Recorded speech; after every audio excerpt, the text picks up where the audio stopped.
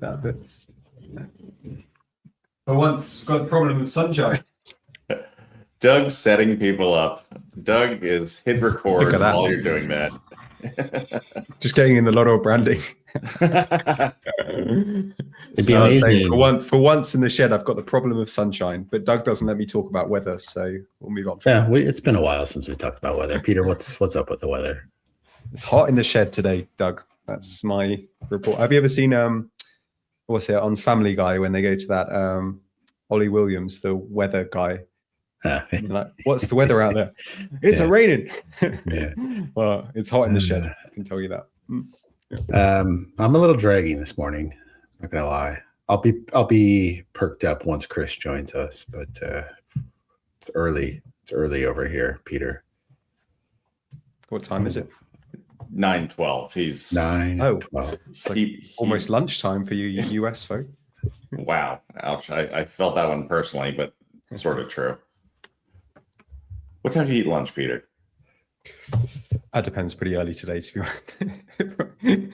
Probably like somewhere between 12 and 2, depending how I'm feeling. Yeah. Gotcha. Should we just start over? Probably. This is an awful beginning. We're not going to, by the way, but Jesus. Always.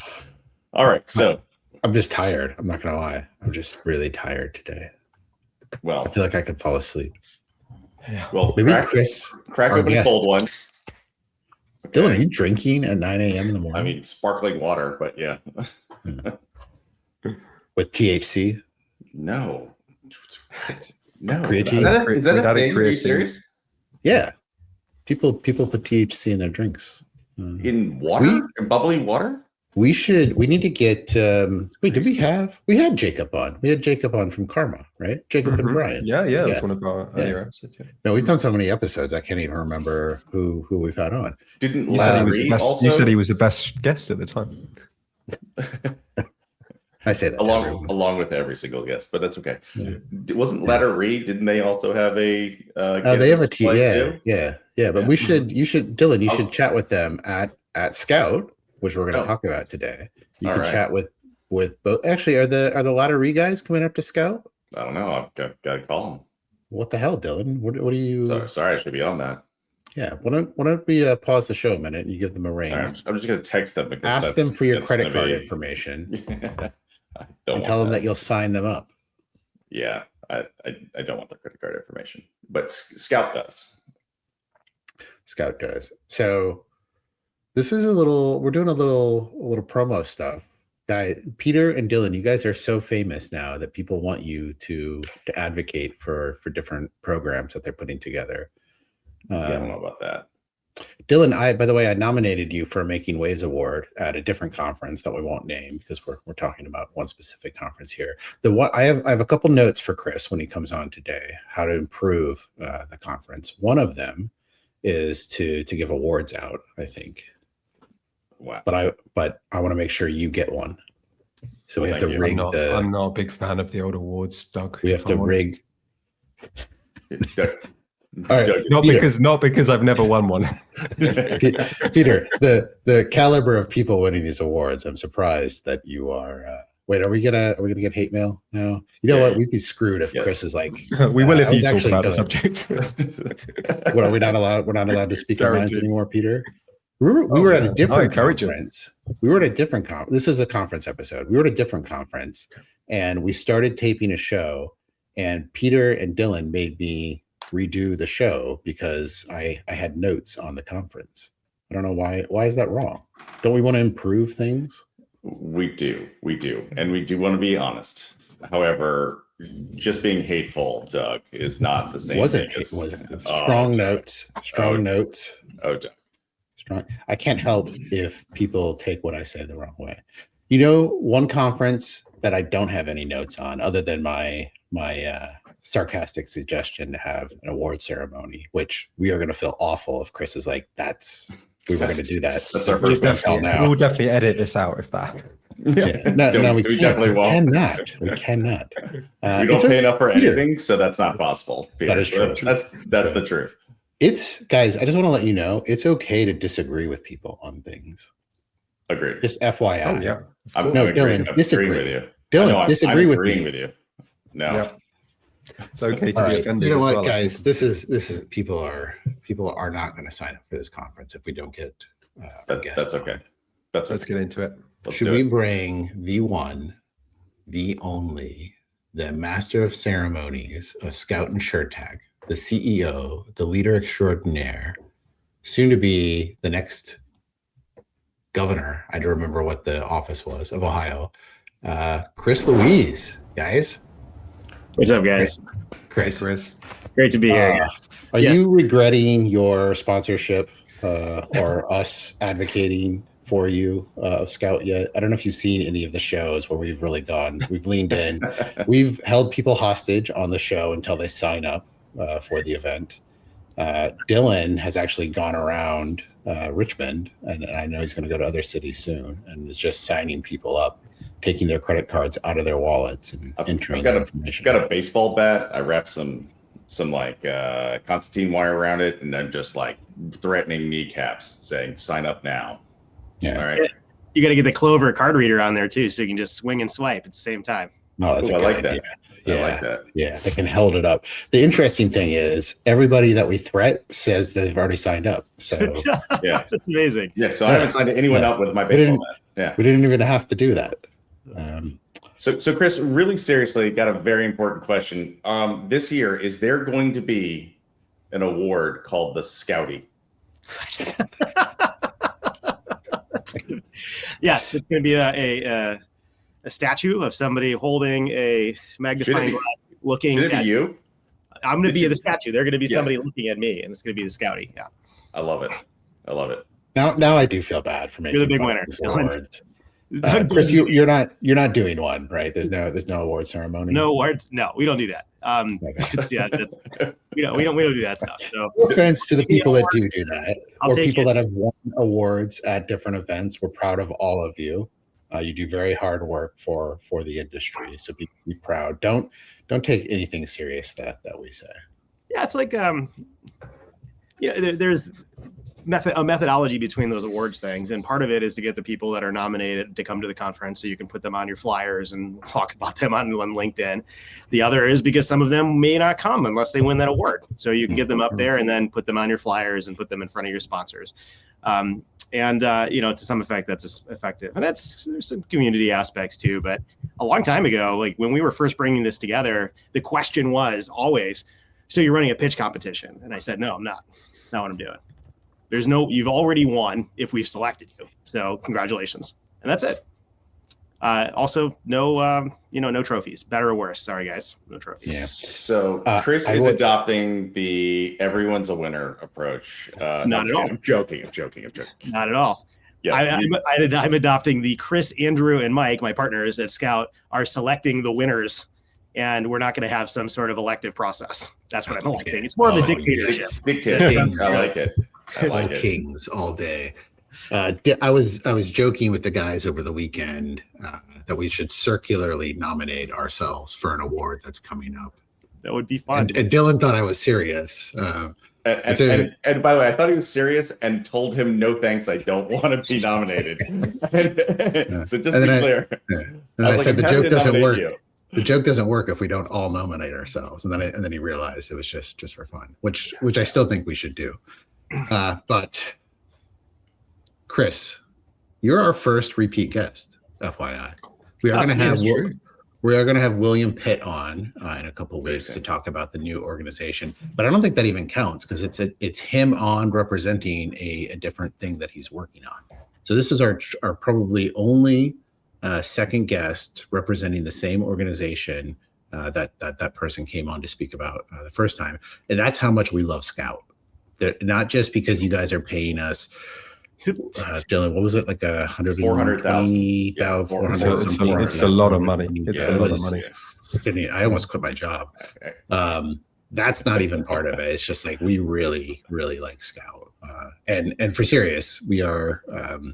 Just big fans. All three of us came last year. All three of us are coming this year. We got a couple fun things we're going to talk about that we're working on, but.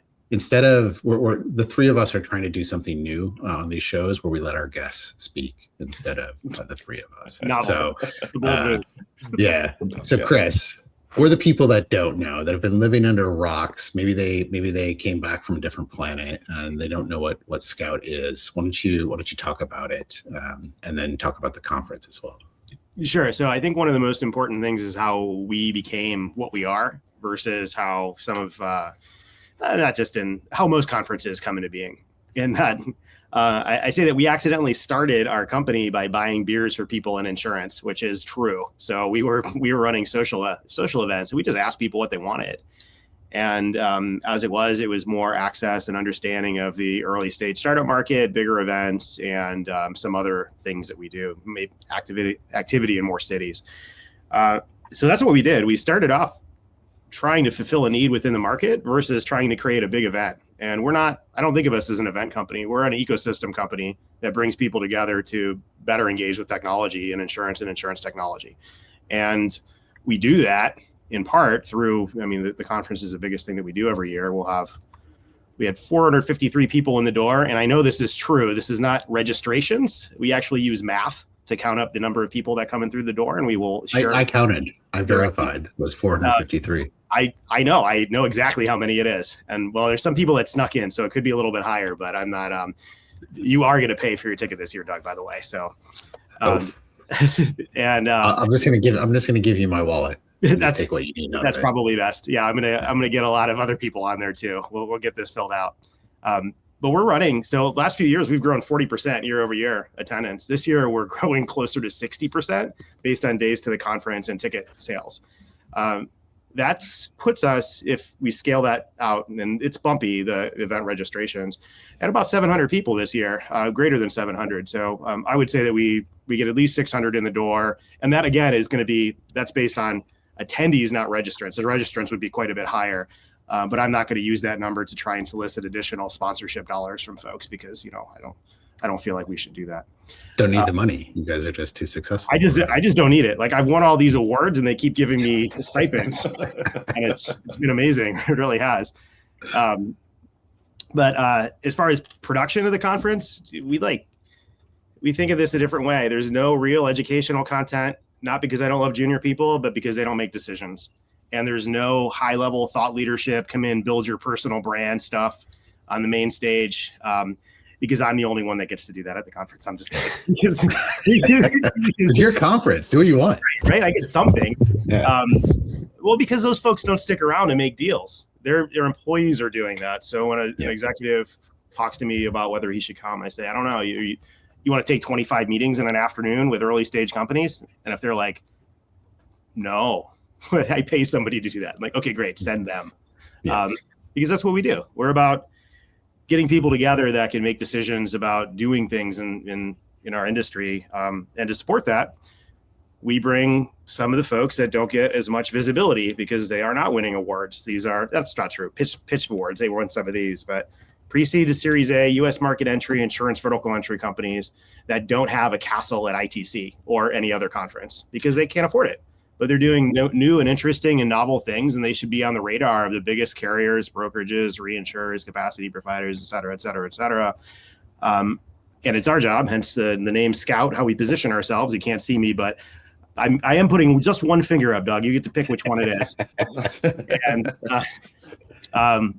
we believe it's our job to bring visibility to them, and we put them on stage and bring them through the process for free. We don't put them on stage and say, now buy your tickets. No, it's free. They get 2 tickets. They get a place to meet people. And we do this because putting the best people that are making decisions and deals across all of these different entities in our industry in one room is a way for people to get deals done in our industry rather than to go and, I don't know, go to ITC or, I guess we're not naming conferences, but I'm blatantly naming conferences. Well, we tend to name companies, Chris. We usually make guests talk about which competitors they think have the most vaporware. So this is fine. Oh, geez. Well, they're not even competitors, but I don't know if I want to blow up a bunch of companies with vaporware right now. maybe another time. It's another company. That's my 3rd time on, right? When I'm on my way out. Your pitch is please come join us. It's a free ticket. We will badmouth you the entire time that you're there. No. I think what Scout's about is anyone who's rejected from Scout are the people who are the vaporware. So if we could just get the list of people who didn't make it your cut into Scout. Or didn't buy their ticket. That's the ones that we want. So Chris, Yeah. All joking aside, Sure. what I loved, so met you last year, asked me to come out with the I'm sorry, I forget the name of the it's not emerging leaders. What's the initial program where you invite a startup to come out and pitch on stage? And we call them recognized leaders, which Right, yeah. maybe is a little bit further along because they are emerging, but that's the terminology we use for those that we put on stage. Yeah. So you go out. This is what I love about what you're doing. Like you go out and you find these companies, right? So companies like ours, Laurel came, Dylan came last year, put us on stage, and I was like, I'll come out. I'll absolutely talk to these carriers, and thinking it is more like a conference where I'm doing a lot of the advanced networking, right? I'm on an app. I'm trying to convince people to meet me. I show up in Columbus, never been before, by the way, but I show up in Columbus, see you at the bar the night before the event. And you're like, hey, Doug, I got 8 meetings set up for you tomorrow. Here they are. I'm like, holy shit, Chris. You guys curate and go out of your way. I think the thing I like about what you're doing is you bring these companies in, but you don't let them fend for themselves. To your point, you're talking to the leaders that actually can get deals done or have the problems within these organizations, and you connect the dots. I did very little work other than just showing up where I was told to be on the day of the conference, because you guys had done that all in advance for us. So I think that's one of the biggest things for an early stage company, coming in and getting access to those leaders, and they already have information on your company. You're not trying to pitch them. You've told them, you guys have gone out and made sure that this is a good match, that there's even interest to begin there. So that was huge for us last year. I can't tell you how quickly that moved some deals forward. So that's my pitch to everybody that's thinking about coming. Why not? These guys are going to go out and do a ton of work for you. It'll be the easiest conference you go to by far. That's great, man. And yeah, we do.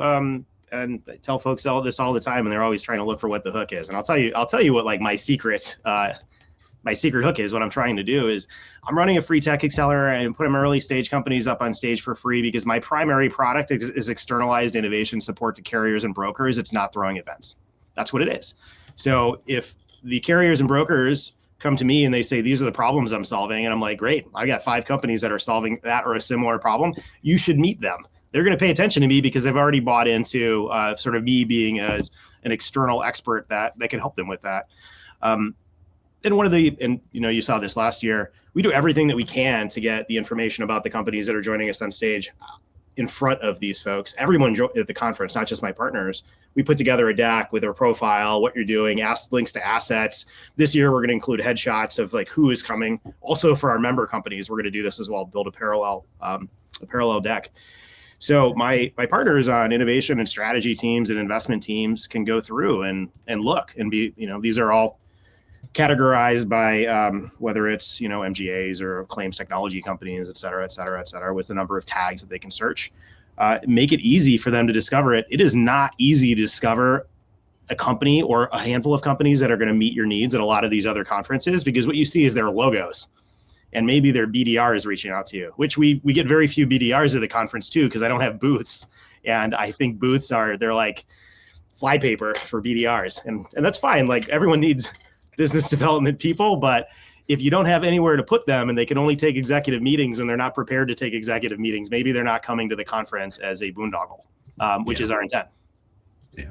So good. I would say one thing as well, Chris, that people should be aware of. So the event, the conference is the landmark, the headline for the year, but there's lots of other stuff going on, which you alluded to there. I don't know if Doug and Dylan know this actually, but Loro is a member of the community in general as well. And my colleague, Tim, is also based in Ohio, so it works out quite well. But Chris and the team there, they put on quite a few events throughout the year in various cities in the state and outside of the state. So there's lots going on for people who are interested in having more of an all year round engagement, with the conference being kind of the cherry on top of the cake as well. And I'd really encourage people, because my reasoning for that, in all honesty, was 1, it's great networking. 2, it's I feel much better value for money than a lot of these events out there. And 3, if I can count, Chris actually cares about the companies, which I feel like so many event organizers, they don't even do the basics of remembering what you do, who you are, who you're trying to reach, what your product actually delivers. So I think those are the biggest differences for me, and why I'd encourage people to get involved. And Thanks, Peter, Peter. it's if you have 10,000 plus people, or honestly, let's just call it even 3,000 or 4,000 plus companies involved. It's hard to do that, right? If it is smaller, you can actually curate. You can actually quite the matchmaker, Chris, as Doug had already said. And so to be able to do that with 3,000 guests, it's a lot harder than if you're talking about 700 guests. So keeping it.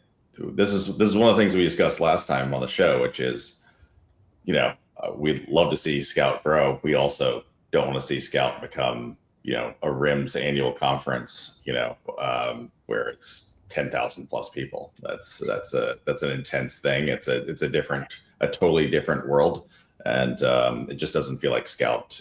That you're not that. That's not the type of entity you are.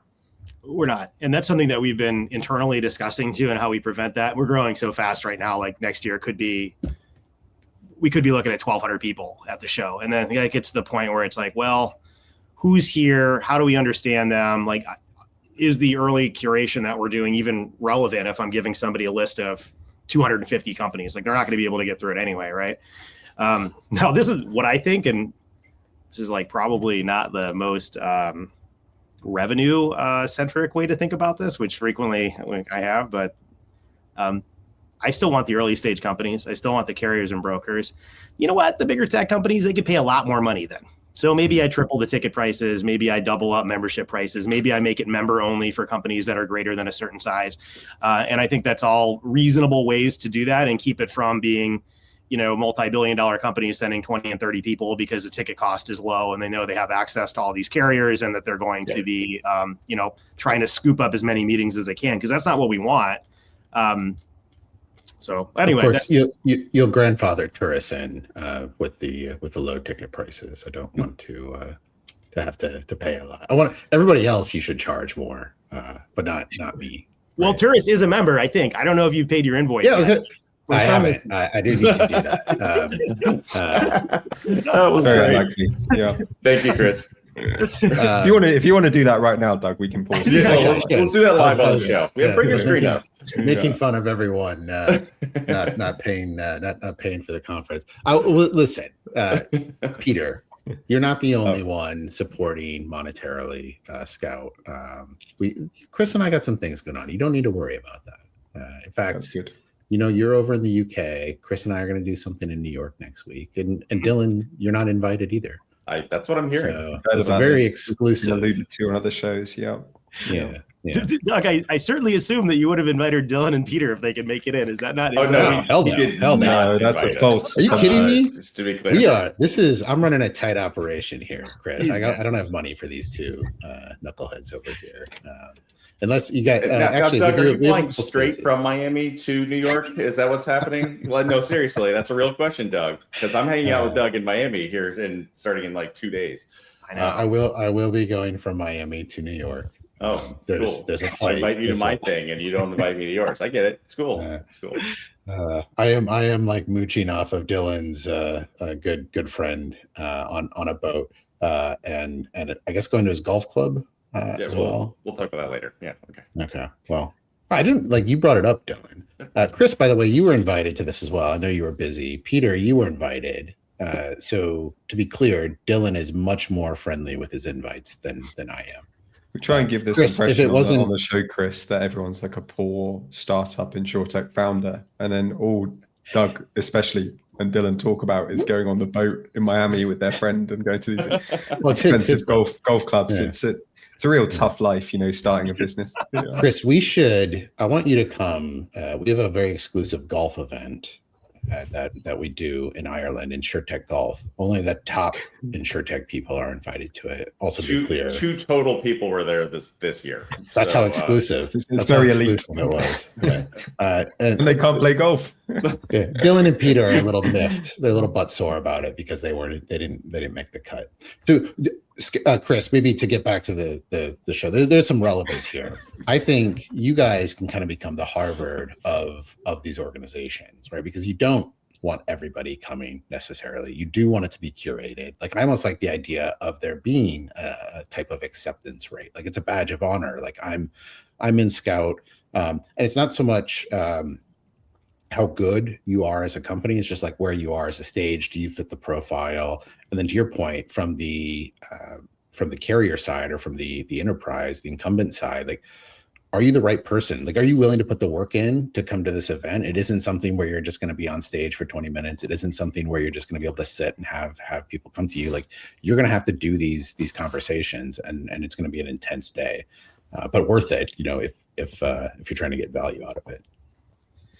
Yeah, I mean, that's a lot of what we're talking about. One of the things I'm getting a lot of inbound for memberships now, which is something a year and a half ago, nobody knew who we were or what we were doing. They knew InsurTech Ohio had been doing some stuff, but wasn't really out there. I spent the time since the end of 24 when I came on as CEO, kind of building, I feel like, a groundswell of understanding of what we're doing and how it's different. But now I get people saying like, hey, we want a membership. I'm like, I haven't met you. I don't know what your company is like. I don't know what your technology is like. So I've also been considering members coming in only at the with a referral from another member or two members. Ooh, so I like that. Yeah. So, you know, that continues to build the community, and it's not exclusive, but it's like, are you getting to know anybody that's already part of this? Or is this just a straight, revenue acquisition play for you, which we all need to make money, but like that, we're building something greater than that. And also you really need to Peter's point, we're building an ecosystem where you can engage with your target customers 5 and 6 and 7 and 8 and 9 times a year across cities, across our conference, across like dinners and VIP events like we're doing next week. If you can engage, the more that you do, the more valuable it's going to be. Some of these companies see it as this is a drop-in replacement for going to some other conference and spending my money there. I'm going to drop in. I'm going to go to Columbus for 24 hours. It's going to be great. And they're going to be disappointed because that's not how these things work. This is a relationship game. That's what insurance is. So, you know, the more you put into it, the more you get out. It'd be very rewarding, I think, to all of us. But that's part of the reason that we're growing our footprint. That's the event that we're doing in New York next week will not be the last one we do. In fact, I'd like to get a regular group going there, just like we have in some of the cities in Ohio, is what we're doing in Chicago and elsewhere. Because I think that regularly engaging people and helping them, put them in rooms to build relationships in the places that they live and currently work is really powerful. And of course, I'm going to try and bring them back into the conference because ideally, to your point, Doug, they are the people that care, that will put the work in, and that's who we're engaging with. But yeah, we're really excited about that. You know, we'll probably throw 6 or 7 100+ person events this year. Maybe another half dozen, somewhere in the 50 range, and then lots 10 to 15 in addition to the conference. So I probably said this last time, but anybody that's watching that can refute me, please do. I'm ready to have the debate. I think we throw more insurance technology events than any other organization like ours in the world. And I've said this to a lot of my peers. Cool. And if I'm wrong, then tell me how many you're throwing and I'll throw more. Yeah. So I can continue to make that statement. Love that. We'll contact the Guinness World Records. Right, oh, that's going to be amazing. Yeah, we should do that. Chris, so a couple of things that spring to mind from my memories of Columbus last year. The brewery. I enjoyed the kickoff in the brewery. Right, that was fun. I'd love to hear if something like that is happening again. And also the social side around the conference. So I went for a run one of the mornings with. That's right, Doug. I'm pretty into fitness. I don't know if I mentioned that on the show. Went for a run with Matt Connolly from Sonar one of the mornings, who's also done a little clip on the age of the MGA in the past. And he mentioned to me on the run, to paraphrase a little bit, but he thought it was a fantastic event. And that is a man who goes to literally anything with InsurTech in it around the world. So high praise indeed. And I think that's what I like about these conferences. Yeah, the events are cool and the stadium is a great location, but it's all the little things that happen in and around it, the brewery, the social sides, the little dinners, the runs, like all that is so fun. Yep. We are doing more of that. So in addition to last year, we put 51 companies on stage. We're putting 90 on stage. So you can see immediate growth there in addition to what I said on the registration for the main conference. Last year, we did a half day of workshops. This year, we're doing a full day. Last year, we had no MGA specific programming. This year, we are going to have some MGA specific programming. We intend to draw many, many more MGAs than last year, which is my goal. So if you are at an MGA and watching the show, you should directly reach out to me and talk about what the opportunities are for you to get involved and what we have going on that may be interesting to you. We are going to do a kickoff event. I don't know if I told you guys, I probably did. Last year I got to that brewery and they're like, oh, hey, yeah. And I was like, I'm the guy paying the bill. You should know who I am. My partners booked the venue. And they're like, okay, yeah, what do you have, like 50 people? And I was like, oh, no. I don't know. We had like 200 people show up there, maybe even more. It was packed. It was great. Yeah, it was a good event. It was good that they had the outside space and ended up working, luckily. But yeah, so we're planning for about that again. We are doing, some of our members are doing private dinners that evening. So there'll be the workshop events, then there'll be the opening reception, then there'll be opportunities for dinners. The next day we have a women's breakfast in the morning, which is something we did last year. We're doing it on site at the conference this year, or the conference venue this year. Afterwards, we do our VIP dinner, which is really like the biggest and highest touch thing that we do all year. So we put 65 people at Hyde Park last year, had a great time. And then I did a very informal after party last year with you guys. And I was like, my partner's like, you really have to take everyone to the dive bars? And I was like, come on, guys. Like, that's what we do. We're going to take them to the dive bars. Like, this is the bar I go to when I come hang out at the office down there. But we're shutting them down. They convinced me to do something different. So we are trying to secure a 200-person rooftop for an after party, nice. Which should be of the same scale and caliber of the opening event afterwards. So we hope people will come and stay in Columbus for a couple days, not just for the content, because, it's probably 1.5 days of content, depending on what you come there, but there are a lot of social activities around. And Peter, by the way, I am a 5-day-a-week CrossFitter. I don't know if you know this. So I did the CrossFit open workout on Friday. I was in there this morning. So I'm usually not in shape to go running around my own conference though, unfortunately, but I will try if we do that again. And I'll get Matt out there. Actually, I've got Matt on Thursday morning, so I'm going to make sure that he's coming out to the conference again as well. Well, I'll watch you guys. I'll get up and watch. You can watch. We'll get you pom-poms and a little. There we go. Yeah, little skirt. Yeah. Listen, I loved. It was my first time in Columbus last year, and a buddy of mine, Alex Bond, who's a friend of everyone here, I think, also his first time. And the two of us both had flights out on, I don't know, the second day or whatever. We went and had lunch, and we were having such a good time that we got a little bit tipsy and both missed our flights, and so stayed for another night in Columbus, but loved it. Like, we were like. Normally you're stuck after a conference. You just like, I just want to get home so bad. I'm just so tired of this. We were both, I think maybe like subconsciously we did it on purpose just to spend another night in Columbus. We had the time of our life. We ended up hiring a intern that night, like a young college guy who basically saw me and Alex sitting at the bar and like said exactly what we did. And like, all right, you're following us around the rest of the night. So we Venmo'd him like $100 and just had him take us around. And he was our intern. It's hilarious. Pumping money into the Ohio ecosystem there. That's what we want to hear. Chris. Tell us a bit about the workshops on day one. How do people sign up for those? So those are separate from the event, I believe, right? So maybe what are they covering? Who should be coming to those? How do you sign up for those? It's great. So there will be tickets for sale when we'll send this out when we announce the agenda. So I think we have everyone slotted in that's going to be doing the workshops, but we haven't publicly announced them. So I'm not going to directly speak to what we're doing. But the idea is that they're interactive. We have room for about, I think, up to 100 people in the venue that we're doing them in. And the idea is to get into something that's interesting in insurance that, maybe it's emerging technology or something like that, and talk through what's happening. We don't do the get up on stage and talk at people thing. We try and really avoid that. So like last year, and actually they're doing another one, so I'll reference them. Last year, well, Dylan, you did one last year. You did like a claims workshop last year. I don't know if you got the scouting for the longest workshop because I went over my time significantly. So it was nice. You'll get that invoice shortly. Thanks. I was like, I can imagine nothing more boring than going over on claims. We had such a good time. We had great groups. It was a lot of fun, very interactive. You did it. Yeah. I mean, that was good because it was really interactive. There was a bunch of groups of people talking that otherwise wouldn't have been thinking about the problems out within claims that we should be solving and how to do that. And, what's tough.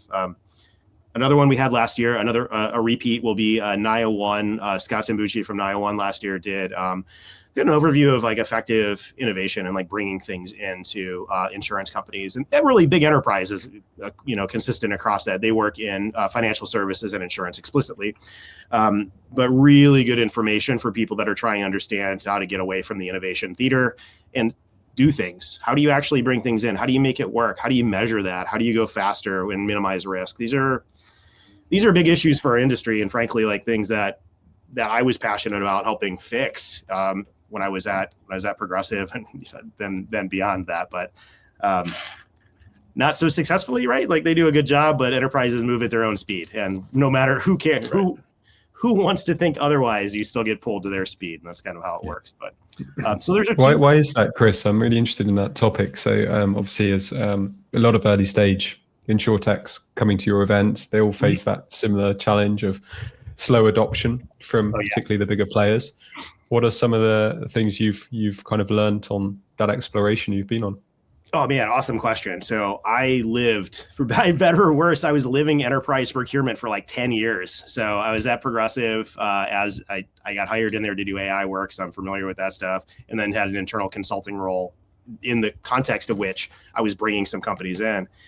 And there's a lot of misunderstanding. So first of all, if you're not in the budget, you're not in the budget. It's not happening this year. Like there may be some discretionary budget. You might get lucky, but you better figure out what the signing authority is for the person that you're working with directly, and how close they are, and how allied that project is to their VP or manager, direct, whomever it may be, their agenda, and like what they decided and committed to executing over that period of year. So if you're like, okay, that's number one. If you've got a meeting with innovation guy or 2 meetings with innovation guy, that doesn't mean anything. And I love the innovation guys. They're my first contact point, but often their job is to shop outside and then bring things in and look for a supporter internally. So you want to get to that line of business head. And it's great to talk to these folks. They know what's happening inside. But if the problem that you're solving isn't prioritized, you ask them, is this prioritized this year? Do you have budget for this year? Do you have a line of business sponsor that's working with you this year to solve this problem that you have a timeline for? It can go a long time, and people just don't understand that you're not really making progress. Big caveat, I tell a lot of InsurTechs, they tell me they just raised money. I ask them, like, do your investors know insurance? Mr. Enterprise B2B SaaS into carriers and brokerages? Because if they don't, the timeline for you to get some traction starts with shaking somebody's hand today and ends with a deal in 18 months that you claim in your CRM took 6 months. So that's really common. It takes a long time. This is a relationship-driven industry. The best thing that you can do when you're exploring a new company or a new idea, or at the very early stages, is get out and start meeting people that could be your proponents and get ahead of the budgeting cycle, which happens between August and October for most carriers and brokers. I could talk about this forever, so I will cut myself off then. So you bring up a good point that I think a lot of people do miss, and even people within the insurance space. And I wasn't keyed into this until I started trying to do enterprise sales, right? Just how long it takes. I always knew it was a relationship-driven business. I mean, that's how we built our MGA. And Peter, I think you even put a post out, or maybe Dylan, you did, about like traveling to different conferences and how important that is for MGAs. The same is for a straight up software play for insurance. I often see now, and didn't get this before, but now I'll see InsurTechs either built with or hire, right, some like high profile, well experienced, CRO from a pure SaaS or enterprise, perspective from Silicon Valley, and they come in and they try and drive change, and it just like kills them. Like the people leave, the sales guys are like, you don't understand reality, and it's usually, it is driven usually by private equity, or right now, unfortunately, there's just like a lot of companies that overraised on business models that just don't make sense, and they're trying to figure out like how to like right the ship, and it's often by like, well, let's bring in this SaaS person who's had a ton of experience selling like CRM. Or even like maybe like data plays or something, but like the Datadog, whatever. But it's so different in insurance. It is so relationship driven. You just have to be comfortable with lower margins, I think, as a software company, longer sales cycles, being willing to go on the road and like build these relationships. And it's not just a purely metrics driven thing. There are investments you make today that you just don't realize pay off later on from a time perspective. Yeah, we'll put a list of those companies that overraised in the show notes, right, Doug? I have my list. Yeah. God, It's a big list. When Chris, one of the running jokes that we have just internally is like when we all have enough money, the show changes dramatically. Yeah, just you'll know when you made it. Yeah, it'll just become very vicious. We feel bad for the future people that have to listen to that. But the world listen, let's lighten this thing up again. We're talking about great companies and great conferences right now. Great conference. Okay, so people need to sign up. Their tickets will end. There'll be a cap. We don't know what it is yet, but if you don't sign up now, you might not make it. And so, you went on mute for some. You muted yourself. Yeah. What did what happened here? Building up to a crescendo of I know, right? Just left. Anyone who's just listened to the audio will be like, What he's trying to say is that when you right now, I guess, Chris, best way to get registered is to jump on to your website, go to the conference, register right now. When's the next bump in price? That's in April. I don't think it's till April. Yeah. So there's some time before it goes up to what will be full price and will remain full price until the show. And regardless of which time period you're in, you can get a 10% discount with our coupon code Age of the MGA 2026. Again, that's Age of the MGA 2026. So Chris, on our last recording, I brought up the fact that I was playing around with your website and testing our coupon code. And I noticed that it gives them all 10% off of anything they purchase on your website, which right now are two options. The membership is also included in that. Yep. I wasn't sure if you were aware of that. I may have blown that up on our last recording, but is that intended? Can they get 10% also off with our coupon code for the membership? Yeah. So that's good. I wanted to bring this up that you can do that. So we have the ticket, just a conference ticket, which most people opt for. If you want to explore and be a part of our community, and you're in a place that doesn't have a local community, which right now is Cleveland, Cincinnati, Columbus, Chicago, Indianapolis, Detroit, and hopefully soon to be New York and Pittsburgh would be the next two that we're going to build longstanding communities in.